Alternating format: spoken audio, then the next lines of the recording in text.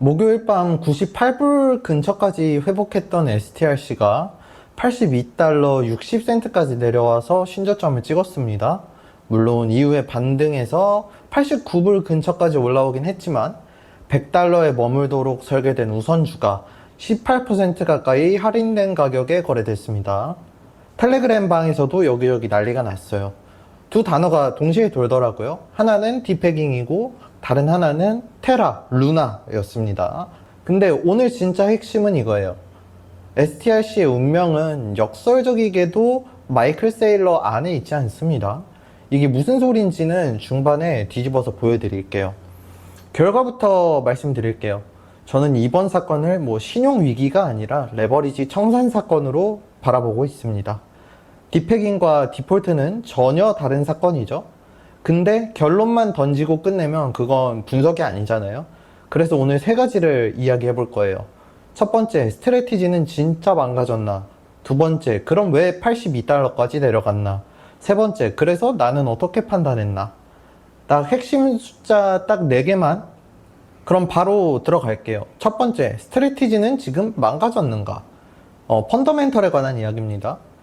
STRC의 가치는 알고리즘이 떠받치는 게 아니에요. 스트래티지의 재무 상태가 떠받칩니다. 이게 테라 루나와의 첫 번째이자 가장 결정적인 차이예요. 현 상태가 유지된다고 하면 비트코인이 연평균 2%만 올라줘도 산술적으로 배당은 사실상 영구히 지급 가능한 구조라고 합니다.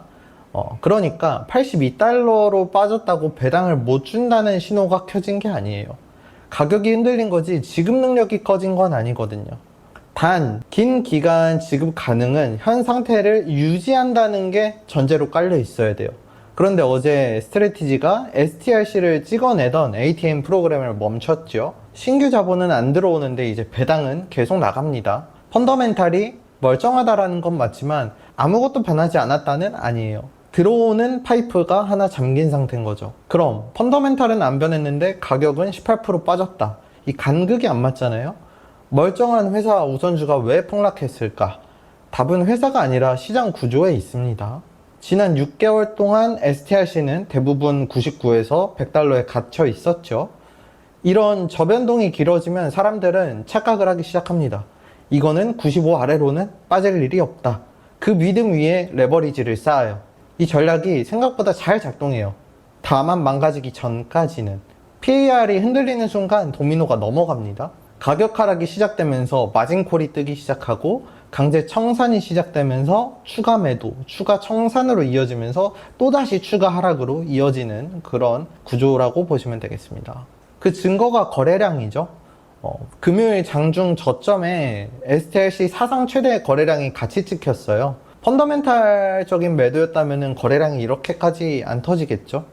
이건 무서워서 판 게 아니라 팔 수밖에 없어서 판 흔적이라고 저는 봅니다. 여기서 제 직관 하나를 조금 얹어보자면 저는 지난 MSCI 퇴출 사건이 자꾸 떠오르긴 합니다. 그때도 펀더멘탈 약화만으로는 설명이 안 되는 과잉 매도가 조금 겹쳤었거든요. JP모건이 마이크로 스트래티지를 주요 지수에서 빼면 최대 28억 달러의 유출, 패시브 연동 자금만 약 90억 달러를 경고했었죠. 강제 매도 트리거에 날짜까지 박히면 숏세력이 올라타기 딱 좋아요.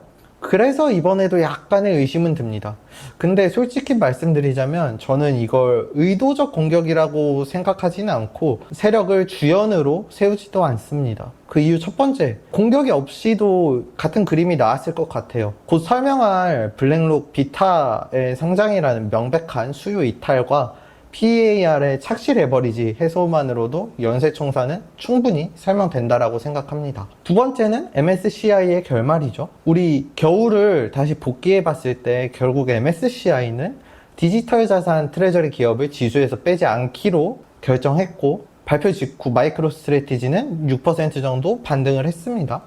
공격은 받았지만 펀더멘탈이 멀쩡해서 외부 위협이 사라지자 바로 회복된 케이스. 그러니까 본질은 공격이 아니라 외부 트리거였던 거죠. 그리고 세 번째로 이거는 약간 좀 음모론인 것 같아서 음모론을 팔기 싫어서 이렇게 주장을 하고 있는 거예요. 헤지펀드가 공격했다라고 단정을 하면은 회복 안 됐을 때는 그냥 핑계로 남아버려요. 정리하면 쇼세력은 방아쇠를 당긴 주체라기보다는 균열 뒤 가속에 올라탄 참여자, 약간 이 정도로 보는 게 맞지 않을까 싶습니다. 자, 그러면 균열은 어디서 일어난 걸까요? 여기가 제일 중요하다고 생각을 합니다. STRC는 지금 위아래로 협공을 당하고 있는 모양새라고 생각해요. 아래에는 스트라이브에 사타가 있어요. 스트라이브의 사타는 13%의 배당을 매 영업일마다 지급하는 구조로 전환했죠. STRC의 월 12회라 비교가 안 됩니다. PAR 근처를 안정적으로 지키면서 1배당 첫 주에만 약 603비트의 자본을 끌어모았습니다. STRC가 무너지던 바로 그 주에요. 위쪽에는 블랙록의 비타가 있죠. 6월 16일 블랙록이 비트코인 커버드 콜 ETF, 일명 비타를 상장했습니다. 역사상 첫 수익 창출형 비트코인 ETF죠. STRC가 PAR을 깬 게 그 이틀 뒤인 거예요. 논리는 단순합니다. 비슷한 두 자릿수의 배당, 비타 같은 경우는 11%에서 16%를 준다고 하거든요. 그럼 이렇게 STRC랑 비슷할 바에 투자자는 더 네임드인 블랙록으로 당연히 갈 수밖에 없어요. 여러분도 똑같잖아요. 만약에 업비트랑 빗썸이 있으면 똑같은 이자를 준다고 했을 때 어디로 갈까요? 다 업비트죠. 그런 맥락입니다. 게다가 STRC는 $100 회기로 상방이 막혀 있죠. 근데 비타는 커버드 콜이라 해도 비트코인이 상승하면 그래도 약간은 먹죠. 다는 못 먹지만. 단 여기서 오해하시면 안 되는 게 비타는 스트레치의 완전한 대체제가 아니라 인접제예요. 비타는 수익률도 원금도 변동이고 STRC는 고정 배당에 PAR 회계를 노리는 유사 채권에 가깝습니다. 성격이 많이 달라요. 그래서 STRC 자금이 통째로 비타로 갔다기보다는 약간의 상방을 얹고 싶던 우리 경계 투자자층들이 갈아탄 것이 아닌가 라고 생각합니다. 근데 이 PAR 방어는 원래 이 한계 수요로도 지켜지긴 한다고 하네요. 경계 매수자가 빠지는 것만으로도 PAR은 무너질 수 있습니다.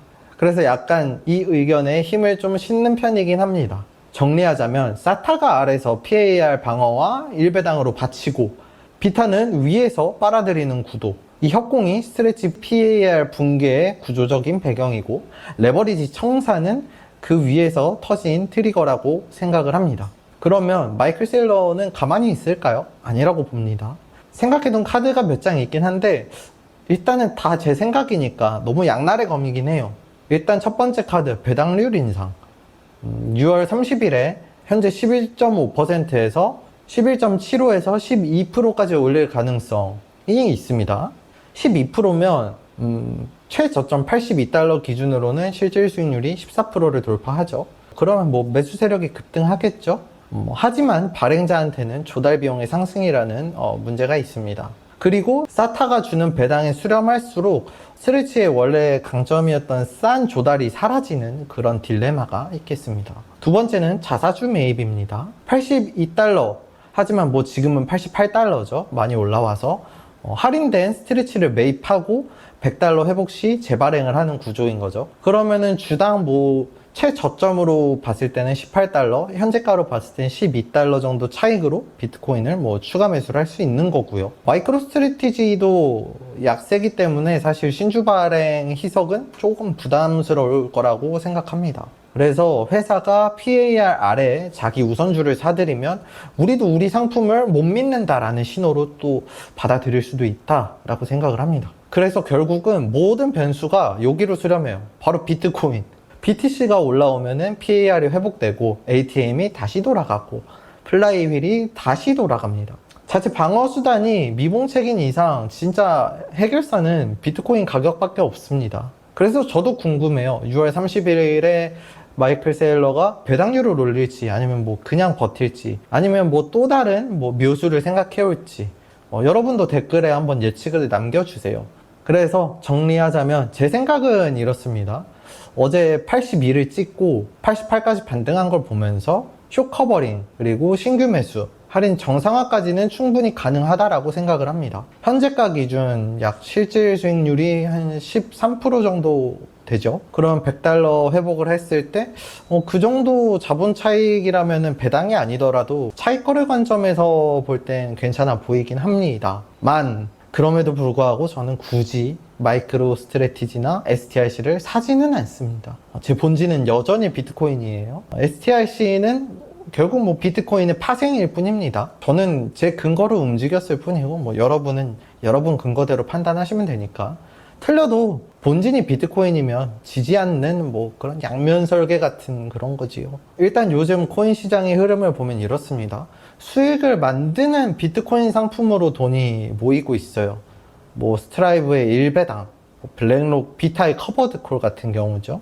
전부 이제 비트코인으로 상방을 먹겠다라는 것보다 비트코인으로 현금 흐름을 뽑겠다라는 방향입니다. 전통금융이 비트코인을 수익 자산으로 재포장하기 시작한 거라고 봅니다. 또 다른 흐름도 있어요. 근데 이 흐름의 진짜 다음 단계는 뭐 ETF가 아니고 무기한 선물이라고 말씀을 드리고 싶은데, 그거는 아직 CFTC가 CM이랑 많이 뭐 분쟁도 있고 진행 중이기 때문에 그것 같은 경우에는 다음에 천천히 영상을 만들어서 말씀드리도록 하고요. 스트레치의 운명이 왜 스트레치 밖에 있는지 마지막 한 문장을 끝으로 영상을 마치도록 할게요. 시장은 딥패깅이라고 보고 테라 루나를 떠올리지만 처음에 말씀드렸다시피 둘은 전혀 다릅니다. 테라는 패그가 깨지면 메커니즘 자체가 죽음의 나선으로 이렇게 돌아갔지만, 스트레치는 PAR을 깨도 배당 의무가 변하지 않습니다. 가치를 떠받치는 건 알고리즘이 아니라 스트레치의 재무 상태고, 지금 그거는 멀쩡합니다. 그래서 스트레치의 운명은 역설적이게도 스트레치 안에 있지 않고 비트코인 가격에 있습니다. 시청해주셔서 감사드리고요. 좋은 주말 보내시고, 저는 다음 주에 또 도움이 되는 영상 혹은 재밌는 영상으로 돌아오도록 하겠습니다. 감사합니다.